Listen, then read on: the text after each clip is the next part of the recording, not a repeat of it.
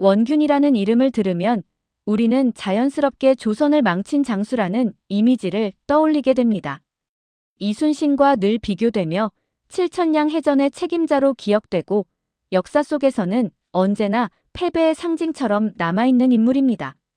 학교에서 배운 역사, 다큐멘터리에서 본 장면들, 그리고 우리가 반복해서 들어온 이야기 속에서 원균은 늘 같은 얼굴로 등장합니다. 하지만 여기서 한 가지 질문을 던져볼 필요가 있습니다. 원균은 정말로 무능하기만 했던 장수였을까요? 아니면 이미 무너진 전장에서 모든 책임을 혼자 떠안아야 했던 인물이었을까요? 이 질문은 원균을 옹호하기 위한 것이 아니라 우리가 알고 있는 역사가 얼마나 단순하게 정리되어 왔는지를 다시 생각해 보기 위한 질문입니다. 임진왜란이 시작되었을 당시 조선 수군에는 이순신만 있었던 것이 아니었습니다. 원균 역시 전쟁 초반부터 전투에 참여했고 바다에서 실제 전투를 경험한 장수였으며 완전히 무능하거나 아무것도 모르는 인물은 아니었습니다. 즉, 처음부터 실패가 예정된 인물이었다고 말하기에는 사실과 거리가 있습니다. 그러나 원균의 가장 큰 문제는 능력 이전의 위치였습니다. 그는 늘 이순신이라는 압도적인 존재와 비교되었고 이 비교는 처음부터 공정할 수 없었습니다. 이순신은 오랜 준비 끝에 전쟁을 맞이한 장수였고 원균은 이미 혼란에 빠진 전쟁 한가운데를 떠안은 장수였기 때문입니다. 상황이 급격히 바뀐 결정적인 계기는 이순신의 해임이었습니다. 조정은 이순신을 의심했고 명확한 정보도 없이 무리한 출전을 명령했습니다. 이순신은 이 명령이 수군 전체를 위험에 빠뜨릴 것이라 판단했고 결국 이를 따르지 않았습니다. 그러나 그 판단은 존중받지 못했고 조선을 구한 장군은 하루아침에 체포되어 죄인이 되었으며 백의종군이라는 치욕적인 처분을 받게 됩니다. 그리고 그 빈자리를 원균이 대신하게 됩니다. 많은 사람들은 이 장면에서 이렇게 생각합니다. 그래도 원균이 잘했어야 하는 것 아니냐고 말입니다. 하지만 그가 맡게 된 수군은 이미 정상적인 전력이 아니었습니다. 병사들은 지쳐 있었고 배는 정비되지 않았으며 보급은 제대로 이루어지지 않았고 무엇보다도 사기가 바닥난 상태였습니다. 그럼에도 불구하고 조정은 원균에게 계속해서 출전을 요구합니다. 이순신이 없어도 수군은 움직일 수 있다는 막연한 기대, 그리고 전쟁을 빨리 끝내고 싶다는 조급함이 그 판단의 바탕이었습니다.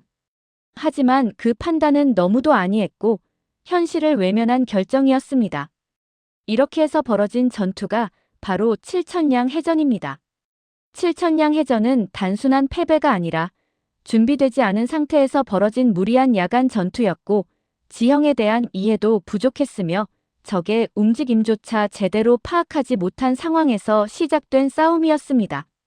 지휘 체계는 빠르게 무너졌고 배들은 흩어졌으며 후퇴할 시간조차 주어지지 않았습니다.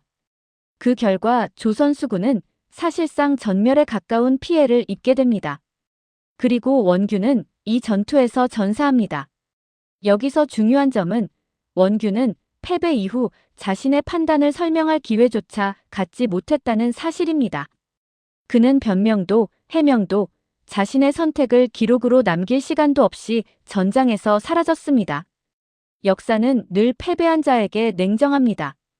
승자는 기록을 남기지만 패배자는 침묵 속에 묻힙니다.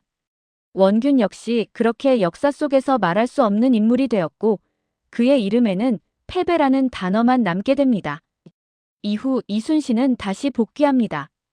남은 배는 고작 12척이었지만 그는 그 12척으로 명량해전이라는 기적 같은 승리를 만들어냅니다.